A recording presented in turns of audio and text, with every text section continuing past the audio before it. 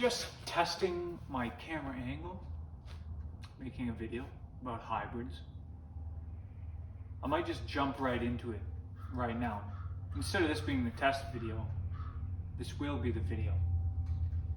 So I've been thinking lately where the automotive industry is heading. And it is heading towards, I don't want to say carbon neutral, but I guess that's what you would call it. Basically zero emissions vehicles, which means electric, fully electric. There's many different ways to look at it. They say zero emissions, but there's emissions created to build that car and to mine the precious resources to build the battery and the metal and the plastic, which plastic is made of oil. So I don't consider it a zero emissions car. And also, I don't want to get political or anything, but the President of the United States, he had a speech talking about a goal that they want. By 2030, they want 50% of vehicles on the road in the United States to be fully electric. It sounds good on paper, but in my mind, I'm only speaking for myself. I'm not a economist or a politician. I'm a mechanic, not an engineer. I see stuff with my own eyes. I work on these cars. I've worked on electric cars. I've spoken to customers about their electric cars and how they aren't very impressed. Some of them are, depending on what kind of car you have. But, for example, me and a group of coworkers had to go to a training course in Montreal, and we work in Ottawa. So it's about a two and a half hour drive to this training session. So my shop foreman was like, well, why don't you take a electric Hyundai Kona, fully electric? And it was a used one, it was a trade-in. And I can only imagine why it was traded in, because I think it took almost the whole battery life to get to Montreal. And they're gonna have to make very big strides to have every car electric, or 50%.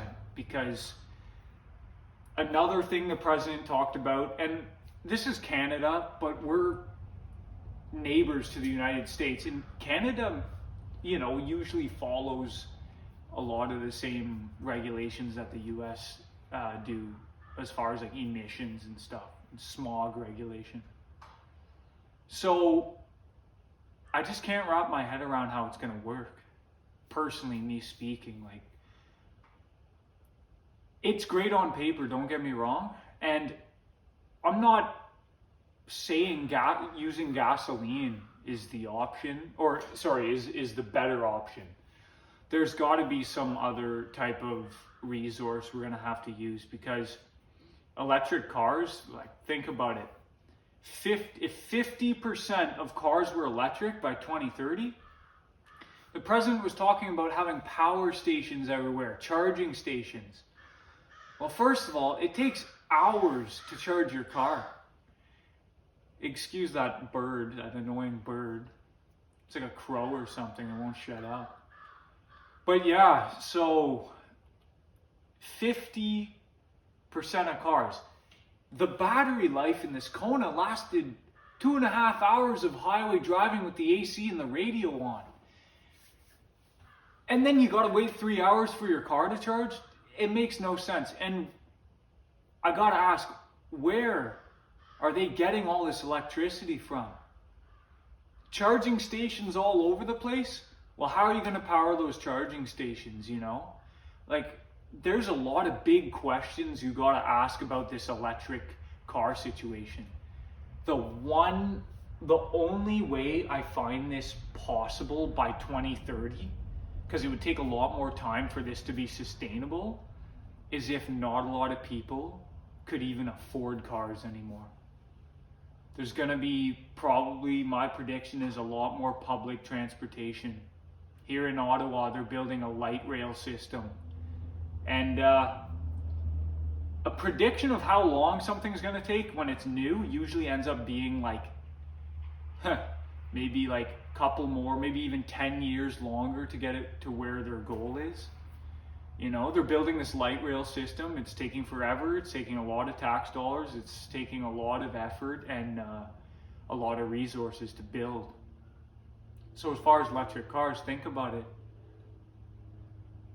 The average person, the working class, which the president was speaking to, and I'm not just saying this like, oh, against the president or whatever, but quite frankly, how is the working class going to be able to afford a brand new electric car, right? To have 50% of the cars on the road electric, what does that mean? What do you do with all this? What are you going to do with all the metal that was already mined? If people would stop buying a new car every single year, we wouldn't have this problem.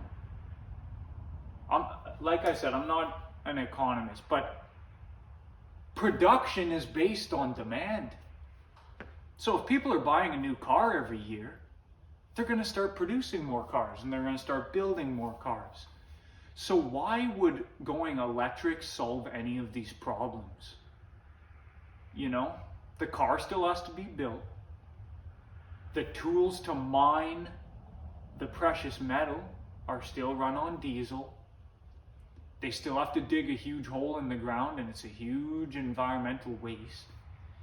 If everybody drove the same car for 10 years, think of how much precious metal they would never have to mine. You've just cut back a crazy amount of precious metals that you're mining. The oil and the plastic for producing cars. So in my mind, this doesn't make sense. This whole going fully electric, it doesn't make sense, because these batteries, the precious metals, are not renewable either. And the amount of effort it takes to break down the metal, it's insane. You know? That's my rant for today. Let me know in the comments what you think. If I left out any key points, you know, feel free to shoot them out there. But the way I look at it, I'm speaking from a point of view as a mechanic and as someone who likes old cars that burn gasoline, right? Of course, I am contributing to global warming, right? I'm contributing to the CO2, you know, the greenhouse effect. But buying a Tesla does not mean you're not contributing to the greenhouse effect. Think of how the car was built. Think about all the resources. Think about the charging station you go to. If a power grid shuts down, what are they going to power that power grid with? Diesel generators. That's fossil fuels. In Canada, we still got coal factory or coal power plants, right? So you're powering these electric charging stations with coal. That doesn't make any sense. That defeats the whole purpose of this electric car thing. And you know, if I could say anything, if they really do go forward with this, a lot less people are going to be able to afford a car. I've never bought a brand new car in my life, and I don't plan on it. Unless I'm in a very stable financial position. But if I bought a car new, I would probably keep it for its whole life, you know. I wouldn't trade it in. I wouldn't buy something bigger and better. I would buy it. I'd buy it new used, because you get it at a way better price if it's like a trade-in at like 10, 15, 20,000 kilometers. But if you have any comments on that or any opinion that might make sense, because I personally, I can't wrap my head around how this is going to work, you know, just being as a mechanic, being in the industry, it's crazy. It's crazy. I don't know if it's all talk or it's actually going down, but as far as auto manufacturers, it looks like they're going down that road. So I can't change the outcome, but I can definitely change what I do, and I'm not changing anything because I drive a 22-year-old truck. If you bought a new car every year, 22 years, that's 22 cars. That is one hell of a waste of resources. So I'm going to keep on doing my thing, and whatever direction the industry goes, I'm going to stay true to what I believe in. So take care, guys. It was good talking to you.